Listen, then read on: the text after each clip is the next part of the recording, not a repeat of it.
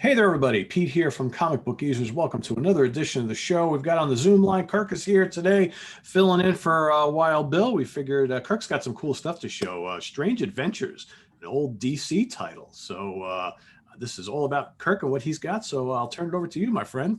All right. Well, Pete and I were talking about different series that we like, and this is one of those that I like. It's an old series, and it's kind of different because people don't remember it too well. But it actually did create some founding characters in the DC universe came out of that book. So it started out as like a science fiction book in the 50s. So you get like a lot of stuff. And the earliest one I've got is actually when was it, 155, which I'm trying to get a good, There we go. you see, and it was all like science fiction stuff. I picked this up at a flea market for $1. Actually, like a couple of years ago, some guy had it in a bin. He was like, "I'll give me $1." I was like, "All right, it's a little beat on, but they're good. They're very light stories. Stuff a little bit leaning towards horror. I picked this up just the other. Hold on, let me get that. Yeah. When I was with Bill, we went to Zap Comics. Yeah, just so everybody knows. So you couldn't join with us, Pete. Everybody watches our videos and like, oh, you guys go to Zap Comics a lot. Weren't you just there a couple weeks ago? We all were. And then those two guys went by themselves like 2 weeks ago or a week ago, something like that. So yeah, a lot of issues here. We spent way too much money at Zap Comics. Great place, I'll be honest. And I needed supplies. That was my excuse. So yeah, that was the real reason. Now the cool thing, yeah. That's what I told my wife at least.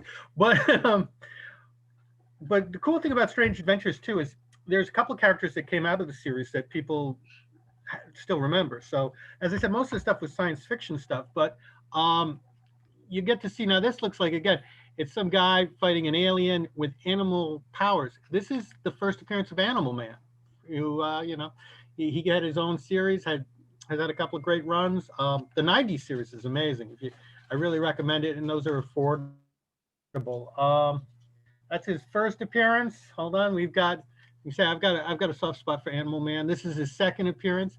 And again, I love these books because kind of like the old Marvel horror stuff. It's always these huge monsters ripping people's heads off and stuff. It's just great stuff, Very, very cheesy.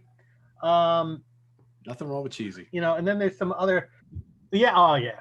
I said, and the great thing is these are great reads. They're like light, and again, the Immortal Man. Again, another minor character that appeared in Strange Adventures. They were trying to. Was it the man who died 100 times? Yes. Not 101, 100. Yeah. So again, these books are great because they're easy. Like they're quick reads, but and you used to be able to get these dirt cheap. They've increased in value now because I think it's like all this old bronze and silver age stuff is not as cheap as it used to be. Not at all. Great stuff. As I said, I love the old 60s, 70s stuff. So, again, here's another cover, same guy. Again. Very cool cover, and that's in great condition. What year is that book, you think? This has got to be like late 60s. Okay, I figured as much. Yeah, it's a 12 center. Yeah. Hold on, we got. And again, I think they were really looking with this book to try to push different heroes, try to build up like kind of a quasi heroish thing. So they were trying things. Animal Man made a couple appearances. The Crazy Quilt Man, which again, nobody remembers, and that's probably because it didn't work out too well, but it's still a great book. And the next one I've got is one, I think if Animal Man wasn't the most famous character to come out of that run, this guy would be. This is actually the very first appearance of Dead Man. I got this years ago. I know is going up. It's Carmen Infantino doing the art. This is before Neil Adams. Neil Adams took over shortly afterwards. Oh. And then all of it exploded. Because again, Infantino's great, but I got to say, Neil Adams' run on this book was just amazing. And I've got a couple of the Neil Adams issues. Look at that cover. Yeah, that's pretty cool. Yeah. I mean, Isn't it interesting how like Marvel and DC both had like a strange title going right around the same Oh time. yeah, Strange Tales. And they were stealing back and forth between each other. I mean, it's pretty funny, and you know, it probably in the next episode we'll talk about. I always found like DC didn't quite catch on fast enough, in my opinion, to writing more character-based, stuff. Like their early '60s, mid '60s stuff, it's very two-dimensional. Marvel really was the company that fleshed out things. So, another one.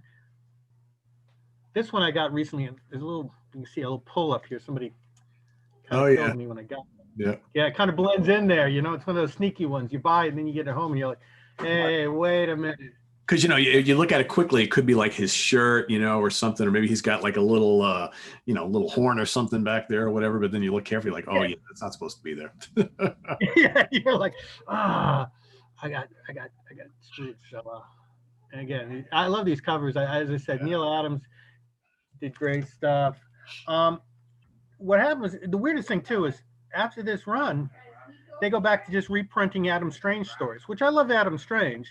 And some of the covers on these are really fantastic, but they weren't even writing new stuff. They were just doing old Adam Strange stories that had appeared in the past. So, again, a whole bunch of Adam Strange books.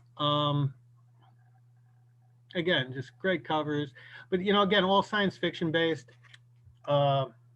Just it's a great run of a book. The later stuff you can get for a couple of bucks. This isn't too bad, but definitely I recommend it to anybody who likes those types of characters. It's a great science fiction book.